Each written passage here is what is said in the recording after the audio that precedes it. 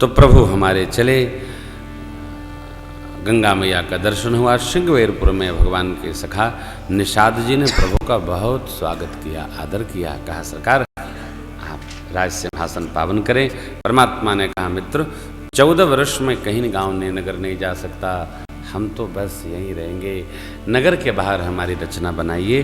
शंशुपा वृक्ष, शंशुपा अर्थात शीशम के वृक्षों के नीचे भगवान के लिए कुसा की साथरी बनाई गई, सरकार विराजे। और इस स्थल पर निषाद जी के स्वजन परिजन लोग बहुत सारी सामग्री प्रसाद के लिए लाते हैं। भगवान ने सबको संतुष्ट किया, सरकार रात्रि विश्राम करते हैं। तो यहाँ पर निषाद जी महाराज को थोड़ा मोह भया, क्या जो सबको रहता है। निषाद जी ने कहा कैकेयी मैया ने अच्छा नहीं किया। किसने क्या किया ये कहना बड़ा मुश्किल है, इसको तो स्वीकार लो, सब अच्छा है। जो होना था वही हुआ, जो हुआ वही होना था। यदि हम परिस्थितियों को अस्वीकार करते हैं तो हम दुखी रहेंगे। कई लोग सुख में दुख ढूंढ लेते हैं और कई विवेकी लोग दुख से सुख निकाल लेते हैं। जैसे किसी को हवा मार जाए, दाहिने लकवा मार जाए, वो रोवे, वैद्य क्या बोलेंगे, भैया ठीक हो जाओगे, दाहिने का लकवा ठीक होता है, जल्दी ठीक हो जाएगा। वो रोवे तो उसको वहां भर्ती कराइए जिसको पूरे शरीर में लकवा मारे, जिसके आंसू भी नहीं निकल रहा है, वो ठीक हो जाएगा। उसको ये लगना चाहिए कि तो हम तो इतने में हैं, हमसे भी अधिक कोई विपत्ति में है। और यह शरीर मनुष्य का केवल रोने के लिए नहीं है। व्यवहार के भाव में हम उतरें। हम परिवार में, घर में, अपने आश्रम में, शिव मंदिर में रहकर भी रोते रहे, भगवान को अच्छा लगेगा क्या? मैं बारंबार इस बात के लिए सबको कहता हूं, रोइए मत। जैसे सामान्य जगत का जीव रोता हुआ अपने माता पिता को अच्छा नहीं लगता, उसी प्रकार यह जीवात्मा रोती परमात्मा को अच्छी नहीं लगती। क्यों रोना बार बार, काहे रोना? निषाद जी रोने लगे। लक्ष्मण भैया को लगा ये तो लगता है मेरे प्रभु को समझ ही नहीं पा रहे हैं। देखो भगवान का वनवास हुआ, भगवान ने ऐसा किया, भगवान ने वैसा किया। प्रातस्मरणीय सतपूज्य स्वामी संत गोपालाचार्य जी महाराज ठाकुर के श्री चरण में एक बार ऐसे किसी ने प्रश्न कर दिया, मैं भी सेवा में बैठा था, ऐसा हुआ भगवान के साथ, वैसा हुआ। समझिए तो बड़े भाव जगत में रहते थे, बोले कल तेरे साथ भी होगा। उसका तो चेहरा ही बदल गया। अरे ससुर भगवान को समझता नहीं, जो चाहे सो आरोप लगा देता है। चुप, कथा सुनो भगवान की। क्यों? हम जो नहीं जानते उसका भी आरोप सरकार पर डाल देती। श्री ठाकुर जी, अरे भाई जहां रस नहीं है, रक्त नहीं है, अस्थि नहीं है, मज्जा नहीं है, विकार नहीं है, वहां विकार का आरोपण ही अपराध है। भगवान में कुछ है क्या? ऐसा कोई जीव है कि स्वरूप बड़ा हो और फिर वो शिशु रूप में आ जाए? लोचन अभिरामा तनु घनश्यामा निज आयुध भुजचारी की जय शिशु लीला सुनि बचन सुजाना रोदन ठाना होई बालक सुरभूपा। करेगा? आप 3.5 हाथ के, आप 1 हाथ के हो सकते हो क्या? नहीं, ये तो परमात्मा ही कर सकते। भगवान में कभी जीव बुद्धि रखियो नहीं, ये तो भगवान भगवान है। मैं बारंबार कहता हूं, भगवान का दर्शन होगा, भगवान का दर्शन नहीं होगा। आप बैठे हो ना, भगवान का दर्शन हो रहा है। होगा क्या होता है जी? गागेगी में भक्त को व्यवहार नहीं करना चाहिए। भगवान का दर्शन हो रहा है। कल हम लोग विवाह महोत्सव में थे ना, ओ हम तो खूब नाचे, यहाँ भी नाचे, वहां भी नाचे, खूब आनंद लिए। ये लोग आ रहे थे और हम आनंदित हो रहे थे। क्यों? ठाकुर का विवाह महोत्सव है, आप आनंदित रहो। भगवान के सन्मुख बैठकर भगवान हमको भी भगवान का दर्शन हो गया। आप मूर्ख हो कि समझदार, मेरे तो समझ में नहीं आता है। हम भगवान का दर्शन करते करते कथा करते हैं। सरकार ने कहा आपके घर के श्री मंदिर में कौन रहता है? भगवान रहते हैं। भगवान नहीं है तो क्यों 24 घंटा भोग लगाते हो, 24 घंटा धूप दिखाते हो? यदि तुम्हारी इतनी ही श्रद्धा नहीं है भाई, तो इस पूजा का कोई मतलब नहीं। इससे अच्छा तो दीवाल पूज लो। सरकार का जो स्वरूप है ना, ये स्वरूप भगवान है, साक्षात भगवान है। इनसे बातें करो, इनको इतर लगाओ, इनको धूप दीप दिखाओ, नजर उतारो, आनंदित रहो। आपको इन्हीं में नहीं, ये भगवान है।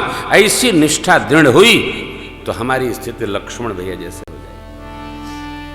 लक्ष्मण जी परमात्मा की उपस्थिति में कोई अस्त व्यस्त व्यवहार करता है तो एकदम आवेश पकड़ लेते हैं। क्यों? लक्षण धाम है।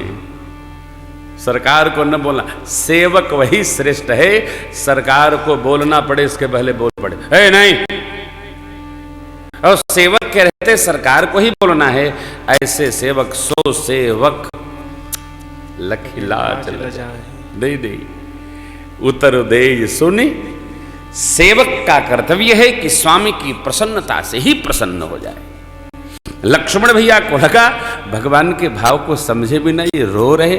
ठाकुर जी के आने पर, सरकार के आने पर, अरे अपना भाग्य सराहना चाहिए। प्रभु आप हमारी कुटिया मेरे नगर में आए, मैं तो धन्य धन्य भया। नहीं, रो और रे। ये क्या? लक्ष्मण भैया ने सुनाया। इस प्रसंग का नाम गुह गीता है। अद्भुत है साहब। ये वही लक्ष्मण जी हैं जो आगे कहेंगे तातश्री सुमंत्र जी से ऐसा ऐसा संदेश कहिएगा तो परमात्मा शपथ देकर लक्ष्मण जी की लड़काई न कहिएगा, ऐसा मना करेंगे। वो लक्ष्मण जी कहते हैं भैया गुहराज, ये जो जगत का व्यवहार है ना, ये इसके मूल में मोह है, यथार्थ नहीं। न कोई को सुख प्रदान कर सकता है, न कोई किसी को दुख प्रदान कर सकता है। काहु न को सुख दुख करदा निज कृत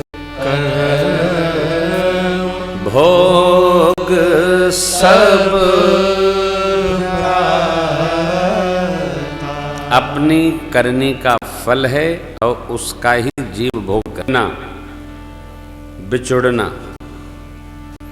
सुख सहजावस्था, निम्न स्थिति में पहुंचना, भला अनभला, मध्य भाव, हितैषी अहितैषी, ये सब भ्रम है। न कोई किसी का हित कर सकता है, न कोई किसी का अहित कर सकता है। जन्म लेना जीव का उसके कर्म का फल है।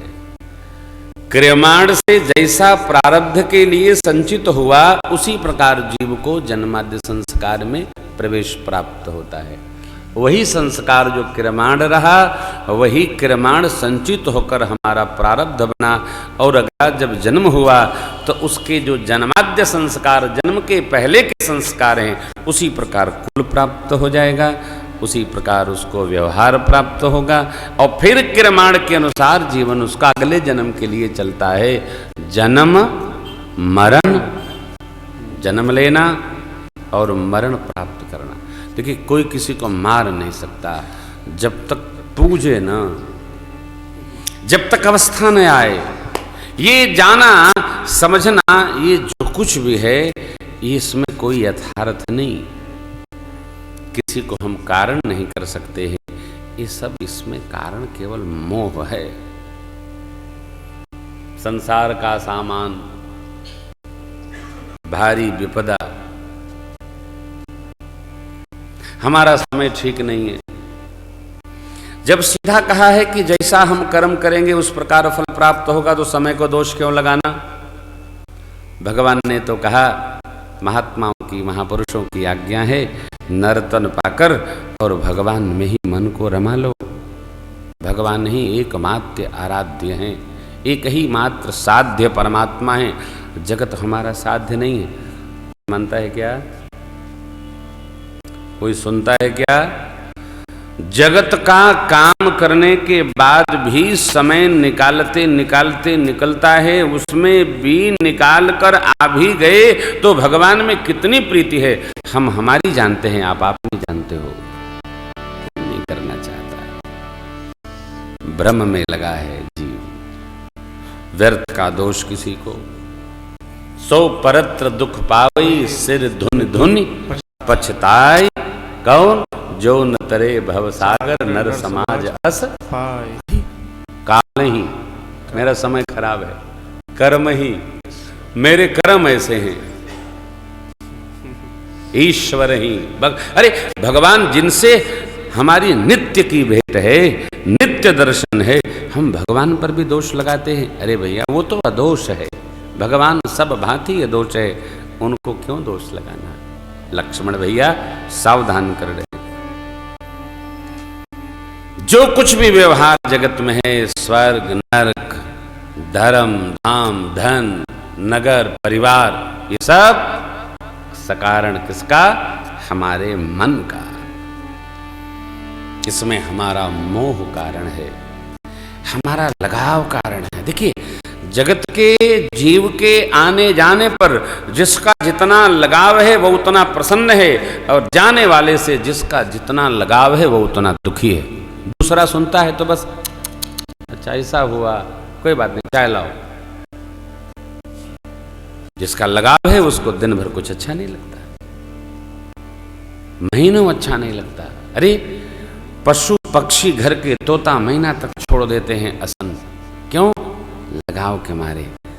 गौ माता के नेत्र भी सरस हो जाते हैं, अश्रु आने लगते। जगत में जो व्यवहार है उसमें जीव का ज्ञान कारण है, अन्यथा लगाव अज्ञान। लगाव हमारा आपका सत्य रूपी परमात्मा से ही सत्य है, क्योंकि वही था, वही है, वही रहना चाहिए। क्यों? यही अक्षुण है। धर्म पुण्य संग्रह अक्षुण है। जगत का कोई भी सामान ये अक्षुण नहीं है, ये चलने वाला भी नहीं है। उदाहरण बहुत अच्छा भैया कहते हैं, सपने होई भिखार नृप, रंक नाक पति होई। इंद्र बन जाए, जिसके पास कुछ नहीं देवराज हो जाए, लेकिन जग गया जागे लाभ नहान कछु तिमि प्रपंच जिए। जो सपने में कुछ भी घटना घट सकती है, जागृत अवस्था में जब जीव आ जाता है सब समान समाप्त हो जाता है। ऐसा विचार कर निषाद जी किसको दोष दे? किसी पर दोष रखने लायक नहीं है। क्यों? भगवान ने वन क्यों स्वीकार किया? नारद जी के शाप के कारण। भगवान जी ने अवतार क्यों धारण किया? श्री मनुष्य द्रौपदी जी महाराज को वचन देने के कारण। अर्थात उनका जो 23,000 वर्ष का तप था, भगवान को उसने बांध लिया।